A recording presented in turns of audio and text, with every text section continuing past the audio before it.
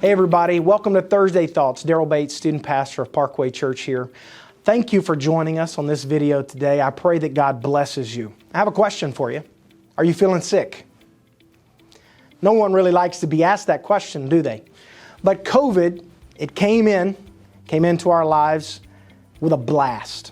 And suddenly, no one was afraid to ask the question, are you feeling sick?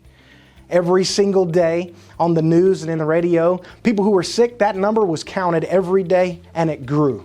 We were almost to the place of celebrating. Here's the next milestone of sickness that we've seen. As we watched different news anchors and we watched different politicians and those who would give all of these different reasons for COVID's existence or why we should do certain things, the number continued to climb. And as it climbed, we suddenly were forced into this new season of isolation, a season of quarantine. It was a season where we washed hands and we socially distanced from one another. We even got to the place where we couldn't worship together. And suddenly, as society shifted back to an open society, the sign was on the door, are you feeling sick?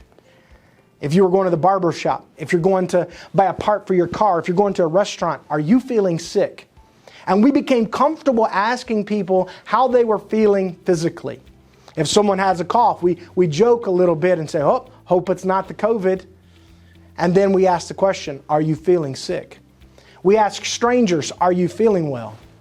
And we're suddenly comfortable trying to figure out the personal physical details of people's life.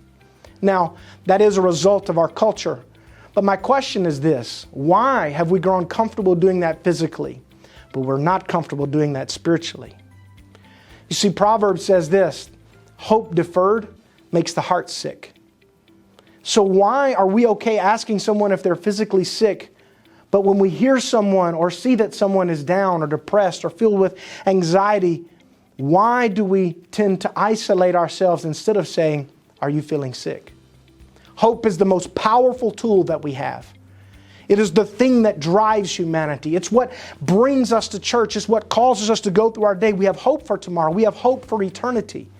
But the reality is we're living in a world right now that is broken. We're living in a world right now that is divided. We're living in a world where people are asking the question, are you sick? But it has nothing to do with care for their spiritual man and everything to do with the care of their physical man. Today I want you to know that if you're feeling anxiety, if you're feeling depression, if you're feeling isolated, you're not alone. And I don't want you to think that hope's going to come later. Hope's going to come down the road somewhere else. I want you to know that hope can happen today in your home. Your spiritual man can be touched today because we serve a God who serves us love, who serves us peace, and who serves us hope. I want us to get to the place where we're comfortable asking our neighbor, are you feeling sick? Not physically sick, but spiritually sick. We need to get to the place where we're comfortable asking them that. And that way we can then enter into a dialogue with them about their spiritual life and give them hope.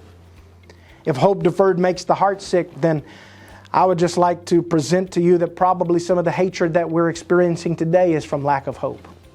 Some of the division that we're experiencing in our world is from a lack of hope. Some of the anger and frustration and all of the crimes and things that are happening is because people are desperate. And desperation comes when there's a vacuum of hope.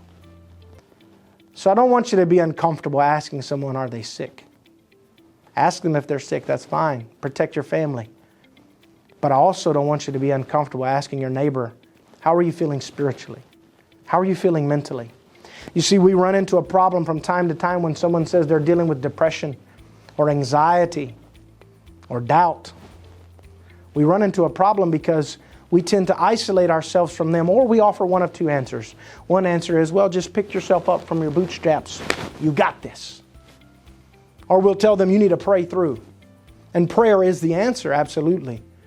But the reality is when someone says, I'm depressed, when someone says, I'm feeling a little down, when someone says, I haven't had a good week, that should be our marker. Just like a cough is for COVID, that should be our marker to say, hey, I sense that you're not feeling well. Are you feeling sick? Are you feeling anxious? Are you feeling depression? What can I do to help you in your walk? What can I do to help you today? So my encouragement to you is this. We serve a God who's full of hope. We serve a God who's full of love. I invite you today, wherever you're at, to stop what you're doing. Put your hands on your chest, on your head, and pray and say, God, I want to have hope today. I want to feel hope today. Right now, I want to feel hope.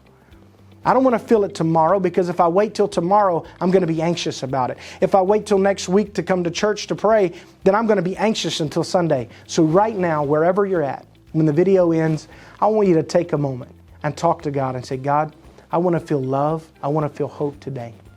Thank you for taking time out today to watch this video. I pray God blesses you richly. I invite you to join us at Parkway Church and be in service with us and experience the family atmosphere of hope. God bless you.